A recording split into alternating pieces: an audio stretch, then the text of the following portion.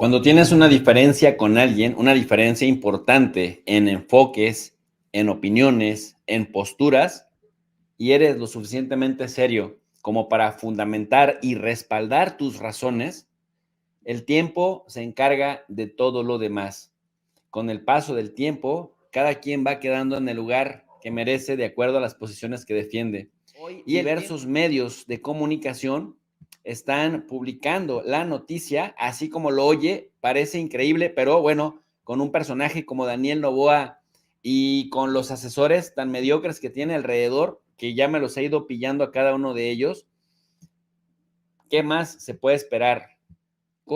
Ya lo había advertido, pues México se temía por la vida de Jorge Glass, no me dejen mentir, pero ahora nos venden la idea de que de que intentó suicidarse, de que el señor tomó psicotrópicos y que está pues siendo trasladado a un hospital militar para que le pues revivan. Está en un coma, está en situación de coma. Yo quiero recordarles esto que dijo el señor Canseco, el jefe de la misión mexicana allá en Ecuador. Golpeado contra el suelo y físicamente traté de impedir que entraran.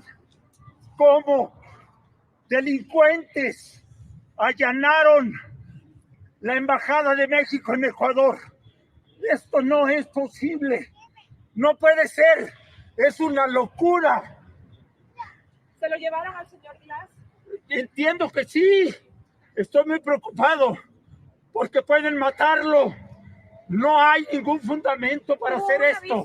Estoy muy preocupado porque pueden matarlo. Que conste que el gobierno mexicano, en las palabras del señor Canseco, jefe de la Cancillería, lo advirtió. ¿Se lo llevaron al señor Glass? Y ya están. Esto lo dijo apenas el 5 de abril, ¿eh? Estoy muy preocupado porque pueden matarlo. Ahora, ¿cuáles son las noticias? Las noticias son las siguientes. Ex vicepresidente ecuatoriano Jorge Glass fue llevado de emergencia a un hospital por una posible sobredosis de fármacos. Dice Rafael Correa, lo que me temía, los canallas saltarán de alegría, fuerza Jorge. Radio Pichincha, como noticia de última hora, nos dice que hace pocos minutos el ex vicepresidente Jorge Glass habría sido trasladado al hospital militar en Guayaquil debido a una sobredosis de medicamentos.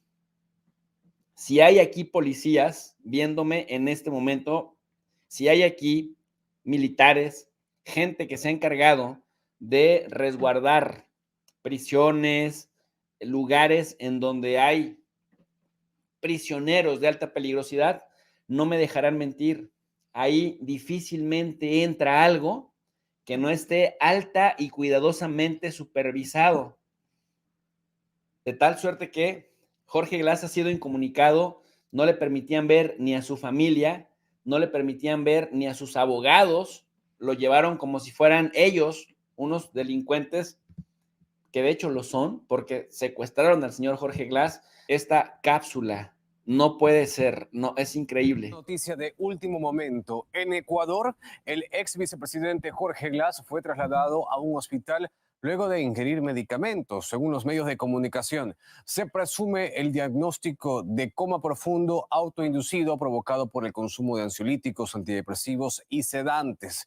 Ocurre luego de que fuera arrestado tras la irrupción de la policía en la Embajada de México en Quito, un hecho que fue condenado por varias naciones por violar la Convención de Viena sobre relaciones diplomáticas y de asilo. Y vamos con más detalles con Luis Francisco Soto.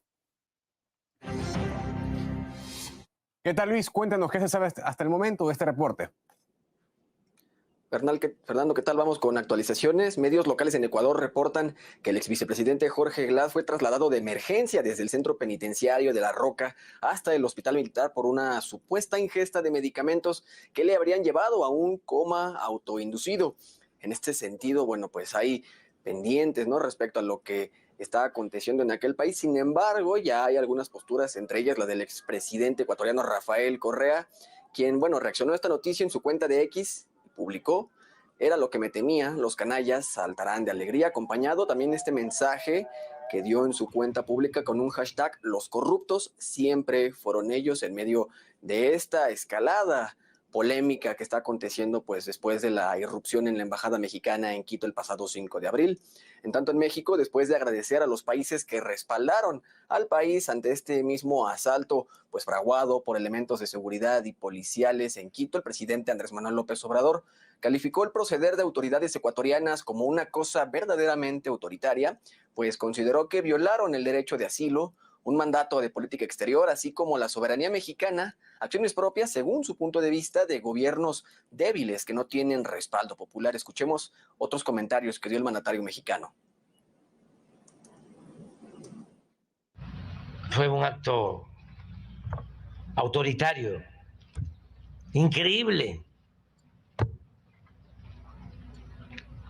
Es malo a veces usar ejemplos, pero ni Pinochet, el temible Pinochet, y otros se habían atrevido a eso. Rusia lo cruzó. Luego de la cobarde invasión de las fuerzas ecuatorianas a la Embajada de México, Moscú ha salido a hablar al respecto, jalando de las orejas a Noboa por tamaño error diplomático. De hecho, acudió a la embajada ecuatoriana en el país. Resulta que esta acción no ha sido apoyada por nadie, ni por Occidente, en quien Noboa buscaba refugiarse luego de cometer esto. No cabe dudas que el gobierno de este personaje le queda poco, pero muy poco de legitimidad. Noboa tiene grandes problemas. Desde las sombras de un conflicto que escaló rápidamente, Rusia ha lanzado una advertencia sin precedentes contra Ecuador, marcando un punto de inflexión en lo que parece ser una confrontación diplomática de proporciones gigantescas. En un gesto que muchos interpretan como un jalón de orejas directamente desde el Kremlin, aún considerado lacayo de Occidente, el Ministerio de Exteriores de Rusia ha expresado su extrema preocupación ante lo que califica como una acción temeraria. Hablamos de la invasión armada de las fuerzas de seguridad ecuatorianas en la Embajada de México en Quito, un acto ocurrido hace poco que hasta dejó diplomáticos mexicanos entre lesionados y culminó con el secuestro de Jorge Glass. Usted se preguntará, ¿y cuál es la realidad de todo esto? Mire, esta persona docente de aquel país del Ecuador nos explica un poco de apellido Glass, ex viceprimer ministro de aquel lugar, cuál es el delito que cometió como para que tengan ese pretexto de invadir un pedazo de México. Vamos a darle play. ¿Tú quién es? Sí. Sí, sabes que aquí se dan algunas cosas. Me quiero referir algo para dejar en claro, ¿no? La causa por la que Jorge Glass fue juzgado es el asunto de Odebrecht, pero el Supremo Tribunal Federal de Brasil anuló las pruebas usadas contra Jorge Glass. Mientras Brasil hacía esto, pues Jorge Glass, como él se autodeclaraba inocente, él se entregó a la justicia. No es que fueron a su casa, allanaron y lo agarraron y a la cárcel, no. El tipo circulaba por la calle tranquilamente cuando dijo, bueno, yo, el que nada debe, nada teme, se entregó. Gran error. Porque ahí lo que hicieron fue meterle preso, 5 años y 4 meses en la cárcel. En ese lapso de tiempo se dieron 25 motines en la cárcel de Cotopaxi, con muertos y todo, porque también ahora tenemos el récord de más muertos en las cárceles. Y finalmente la justicia internacional dejó sin paso esas pruebas. ¿Qué vemos aquí con esto que les acabo de decir y lo que pasó en la embajada? Esto reafirma la persecución política que hay en mi país contra Jorge Glass.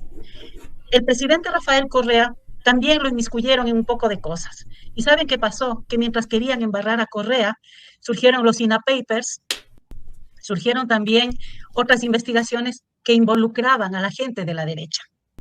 Entonces, cada vez que intentan agarrarlo a Correa en algo, descubren todas las maniobras y negocios en que estaban metidos ellos. Finalmente a Correa lo condenan. ¿Y saben por qué figura? Una que se inventaron acá nuestros abogados, que son muy pilas, ¿ah? Influjo psíquico. Por eso está condenado Rafael Correa. Y yo creo que él ahorita está tan empeñado en la reconstrucción del movimiento del país que no ha dado bola a esto, porque esto en una corte internacional haría de mi país, y más todavía el hazme reír, la figura de influjo psíquico, porque él influyó en las otras personas a que cometan los delitos. Lo único que encontraron a Correa es que él había pedido un préstamo de $6,000 cuando era presidente, préstamo que está pagado. Entonces, si nosotros vamos recolectando estas cosas, ya metiéndonos en el campo político, yo antes estaba en el campo internacional, de las relaciones internacionales, pero esto solo demuestra que en mi país sí hay perseguidos políticos, que cuando salieron hacia México, Soledad Buendía, Edwin Jarrín, Gabriela Rivadeneira, eran perseguidos políticos. Y otra cosa, redondeando todo esto, ¿no? Este momento, bueno, hasta cuando revisé ayer íbamos 16-1, a 0. 16 países con México y Ecuador cada vez más solo en medio de toda esta desgracia que está viviendo de gobierno. Ahora, ¿cuál es el asunto político aquí? Nosotros estamos a puertas de una consulta popular que llama Noboa.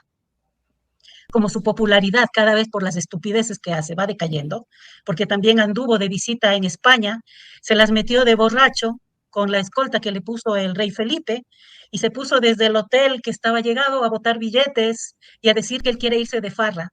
Entonces eso está también en investigación en España. Su popularidad bajó. Entonces, ¿qué necesitaba? Pues dárselas de valentón, de macho, para que su gente vea que él es bien puesto, y lo ponen en una consulta popular que no tiene ni pies ni cabeza. Entonces, todos estos son argumentos que nosotros tenemos que irles dando lugar. Entonces, ¿qué pasó aquí? Todavía hay mucha gente sin educación política, sin cultura política, que dice, bien hecho la invasión de la embajada, pero eso solo demuestra la ignorancia en que ha vuelto a asumirse el pueblo ecuatoriano. Entonces, así es como nosotros estamos en este momento. Y como les decía yo a los que celebran, porque si hay gente que celebra esto, pues si a una embajada entran así, ¿cómo van a entrar a su casa? Escuchan ustedes a Grace Kelal Mera, esta docente de aquel lugar, el cual pues tiene esa información que nosotros no podemos tener, ella viviendo en aquellos rumbos. Se viene un plebiscito, se viene en una serie de preguntas en aquel lugar en el cual pues está muy baja la aceptación que tiene por ahí el joven Noboa en aquel lugar, Daniel Noboa, al grado que describe muy bien al estilo Peña Nieto, que se fue, y al estilo Calderón, que se fue a España, se tomó una borrachera de aquella, lo cual salió en los medios de comunicación y lo cual se fue más para abajo. ¿Qué necesitaba este señor? Pues bien dicho, un escándalo de este tamaño y timarse para tomar publicidad a través de los medios de comunicación que están vendidos a este tipo de personajes, los cuales toman ahora sí los medios para hacerse publicidad mentirosa. Pero vamos a seguir escuchando aquí a Grace Kelal, que nos da buena información sobre esta situación. Profesionalizando en sociología, dirigentes comunitarios e indígenas. Tengo mucha cercanía con ellos y mucho cariño para ellos al ver todo el esfuerzo que han hecho. El compañero Leonidas Isa Salazar dice, el asalto a la Embajada de México en Ecuador es un acto alarmante que pone de manifiesto el autoritarismo del gobierno de Noboa. Este ataque fascista no solo viola las normas internacionales, sino que también atenta contra las relaciones diplomáticas entre ambos países.